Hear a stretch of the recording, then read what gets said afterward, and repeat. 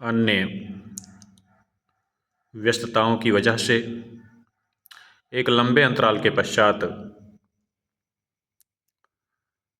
पूर्व के ही विषय को आगे बढ़ाते हुए आज हम बात करेंगे मौर्योत्तर व पूर्व गुप्त युग या काल। मौर्य युग तक हम लोगों की चर्चा संपन्न हो चुकी थी। इस युग को 185 ईसा पूर्व से 300 ईसा पूर्व के ईस्वी के अंतर्गत बांटा गया है। इस प्रकार आज हम संबंधित कालक्रम का अध्ययन करेंगे। कालक्रम के अंतर्गत ऐतिहासिक घटनाओं का अध्ययन करेंगे। आते हैं विषय पर।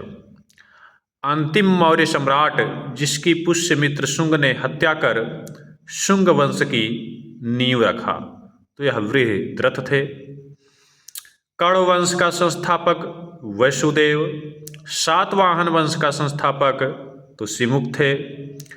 कुषाण कालीन गांधार मूर्तिकला किसका मिश्रण था, तो यह इंडो ग्रीक मिश्रण जिसे हिंद यूनानी मिश्रण के नाम से भी जाना जाता है।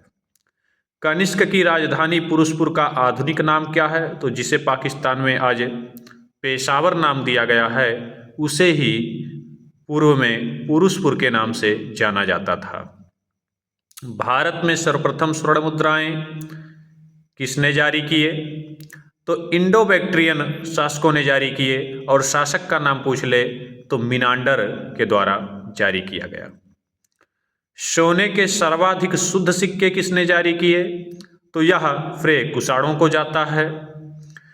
अगर पूछ ले कि सोने के सर्वाधिक मात्रा में सिक्के किसने चलाए भारत में, तो यह गुप्तों ने जारी किए। संख्या में जाएंगे तो गुप्त सबसे ज़्यादा, शुद्धता में कुषाण हैं और सर्वप्रथम तो इंडो बैक्टेरियन या हिंद यूनानी। किस संग्रहालय में कुषाण कालीन मूर्तियों का सर्वाधिक संग्रह मिलता है, तो मथुरा में। भारतीय रंगमंच किस वंश के शासकों ने ब्राह्मणों व बौद्ध भिक्षुओं को करमुक्त भूमि देने की प्रथा चलाई या प्रथा का फ्रीगणेश किया, तो सातवाहन वंशीय शासकों ने। और यदि प्रश्न आ जाए कि भारतीय रंगमंच पर यवनिका यानी पर्दा का शुभारंभ किसने किया, तो यूनानियों द्वारा यह किया गया। भारत के रेशम मार्ग का प्रारंभ किसने किया, तो यह व्यापार का एक प्रसिद्ध मार्ग हुआ करता था जिसका आरंभ कुषाण सम्राट कनिष्क के द्वारा किया गया। शक संवत का आरंभ तो 78 ईस्वी में कनिष्क के समय से हुआ। चरक व नागार्जुन किसके दरबार में थे, तो ये कनिष्क के दरबारी थे।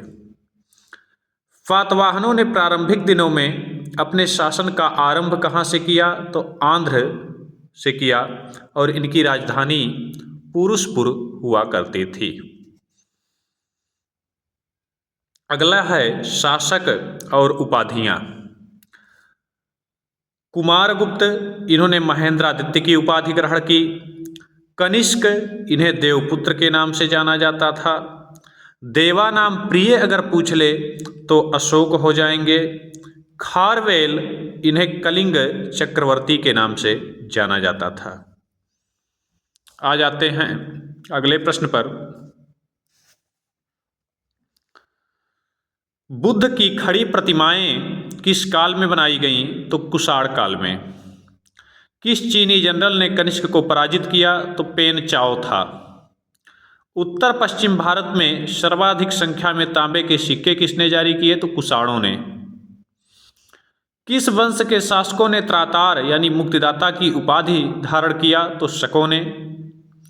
भारत में प्रथम बार सैनिक शासन व्यवहार में लाया गया यूनानियों द्वारा। सर्वप्रथम रोम के साथ किन लोगों का व्यापार प्रारंभ हुआ, तो तमिल व चेरों ने सबसे पहले रोम के साथ व्यापार आरंभ किया। 4 धातुओं सोना, चांदी, तांबा व शीशे से जो मिश्रित संख्या हुआ करता था, यानी मिश्र धातुओं से निर्मित जो सिक्का हुआ करता था, उसे कारसापड़ के नाम से जाना जाता था। रोमन साम्राज्य के अनुसरण पर किन शासकों ने कैसर, सीजर, यानी कैसर जिसे सीजर भी कहा जाता था, की उपाधि धारण की? तो कुषाण शासकों ने। और किसके समय में बौद्ध धर्म 2 भागों में विभाजित हो गया? तो यह कनिष्क के समय में, जब चतुर्थ बौद्ध संगति का कश्मीर के कुंडल वन में आयोजन किया गया, तो उसी दरमियान बौद्ध पंथ 2 मजहबों में, 2 मतों में विभाजित हो गया, जिसे हीनयान और महायान के नाम से जाना गया। कनिष्क मूलतः महायान शाखा से संबंध रखते थे। अंतिम है, कालिदास के मालविकाग्नि मित्र नाटक का नायक कौन है? तो यह शुंग वंशीय शासक पुष्यमित्र शुंग का पुत्र अग्निमित्र था। इस प्रकार आज की चर्चा ही संपन्न होती है। आगे हम 319 से ईस्वी से 540 ईस्वी के दरमियान मौर्य व गुप्तकालीन इतिहास पर चर्चा लेकर आएंगे। आज इतना ही।